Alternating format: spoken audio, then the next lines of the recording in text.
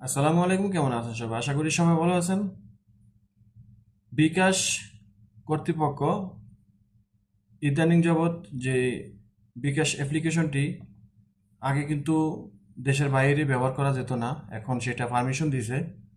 তো সেখানে শুধু তিনটা ফিচার ব্যবহার করতে বা এই অনুমতি দিছে। সেটা হলো যে আপনি সৌদি আরব থেকে যদি বিকাশ অ্যাপ্লিকেশনটি ব্যবহার করেন, তাহলে সেক্ষেত্রে বৈধভাবে আপনি তিনটি ফিচার ব্যবহার করতে পারবেন। সেটা হলো, একটা হলো মোবাইল ওয়ালেট, আর একটা হলো আপনি সেন্ড মানি করতে পারবেন, আর আরেকটা হলো রেমিটেন্স ট্রান্সফার করতে পারবেন।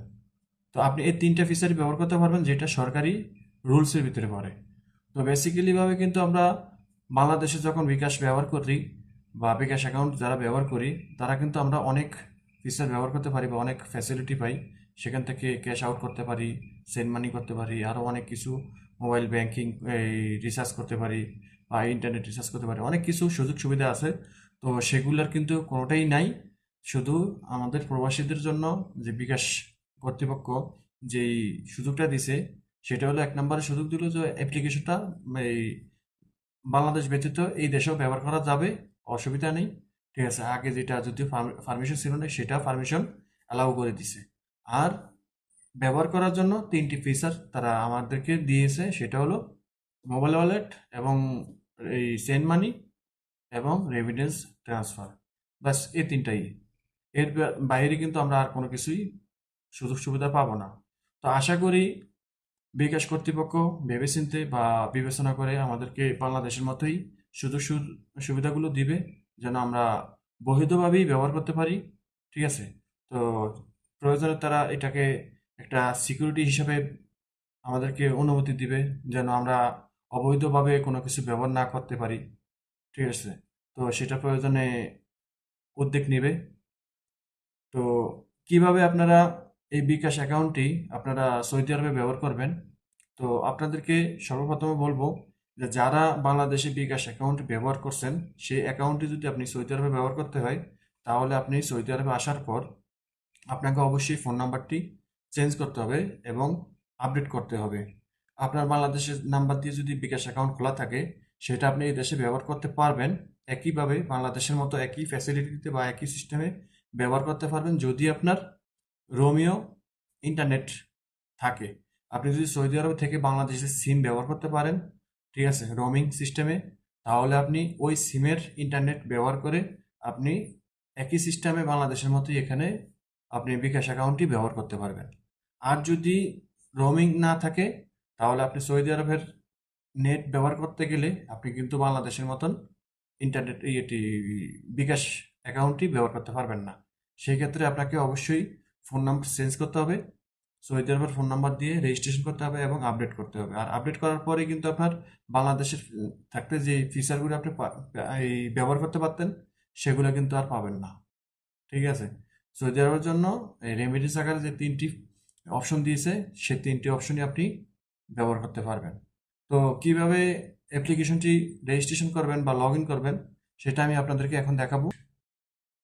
তো আমরা যখন সর্বপ্রথমে গুগল প্লে স্টোরে যাব, তো সেখান থেকে বিকাশ অ্যাপ্লিকেশনটি আমরা এখান থেকে করে নেব, ডাউনলোড করে নেব। তো আমি ডাউনলোড করে রাখছি। এবার এখান থেকে ওপেনে ক্লিক করতে হবে। তারপরে আপনাদের সামনে এরকম একটি ইন্টারফেস আসবে, এখান থেকে অ্যালাউ করে দিবেন।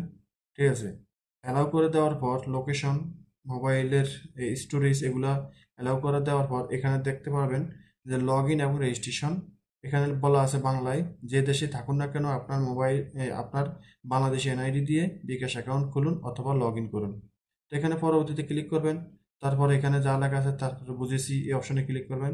তারপর দেখতে পাবেন লগ ইন এবং রেজিস্ট্রেশন, এবং নিচে লেখা আছে বিকাশ নাম্বার পরিবর্তন। ঠিক আছে। তো আপনি যদি বাংলাদেশে যদি ব্যবহার করে থাকেন যে অ্যাকাউন্টটি, সেই অ্যাকাউন্টটি যদি সৌদি আরবে ব্যবহার করতে হয়, তাহলে আপনি অবশ্যই বিকাশ নাম্বার পরিবর্তনের অপশনে ক্লিক করতে হবে। ঠিক আছে।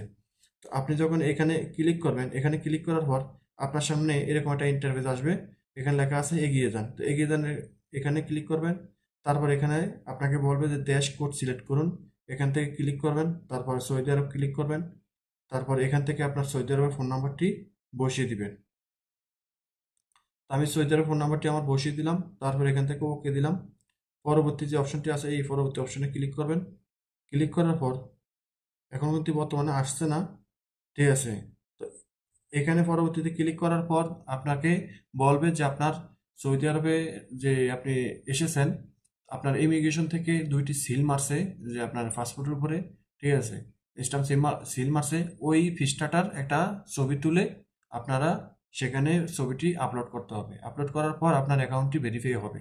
ভেরিফাই হওয়ার পর আপনি যে একজন রেমিটেন্স যোদ্ধা বা আপনি একজন প্রবাসী, সেটার প্রমাণ আর কি এটা। তো আপনি ওই সিলটা সহকারে, যে পাসপোর্টের উপরে যে 2টা সিল থাকে ইমিগ্রেশনের, সেই সিলটা সহকারে আপনি ওইখানে করবেন, এই সাবমিট করবেন। সাবমিট করার পরে কিন্তু আপনার রেজিস্ট্রেশনটি ক্লিয়ার হয়ে যাবে এবং ওকে হয়ে যাবে। তারপরে আপনি ব্যবহার করতে পারবেন ওই 3টি ফিচার। তো আমি আপনাদেরকে দেখাতে পারতেছি না, কারণ আমি এখানে যখন ক্লিক করি, ক্লিক করলে কিন্তু এটা কাজ করে না।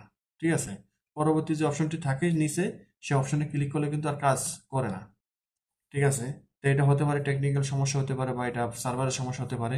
ঠিক আছে, তো আমার কাছে যতটুকু মনে হলো যে বিকাশ অ্যাকাউন্টটি সৌদি আরব থেকে ব্যবহার করাটা, ঠিক আছে, ঠিক আছে, এটা একটা ভালো উদ্যোগ বা এটা আমাদের জন্য একটা ভালো একটা এই সিস্টেম চালু করছে। তবে এখানে মানে কিছু মানে টেকনিক্যাল বা সার্ভারের অনেক সমস্যা দেখা দেয়। মনে করেন ওপেন হয় না। ঠিক আছে, কখনো বাটনে চাপ দিলে কাজ করে না, মনে হয় যে আমার মোবাইলটা হ্যাং করছে। ঠিক আছে, আমি নতুন মোবাইলে ব্যবহার করি তাও কাজ হয় না, পুরনো মোবাইলে ব্যবহার করি তাও কাজ হয় না। ঠিক আছে, তো মনে হয় যে আমার মোবাইলটাই নষ্ট হয়ে গেছে গা। তো এরকম মনে হয়। তো আশা করি বুঝতে পেরেছেন। তো আপনারা যদি ভিডিওটি ভালো লাগে অবশ্যই লাইক কমেন্ট শেয়ার করবেন, চ্যানেলটা সাবস্ক্রাইব করে পাশে থাকা বেল আইকনটি অন করে দেবেন। সবাই ভালো থাকবেন। আল্লাহ হাফেজ।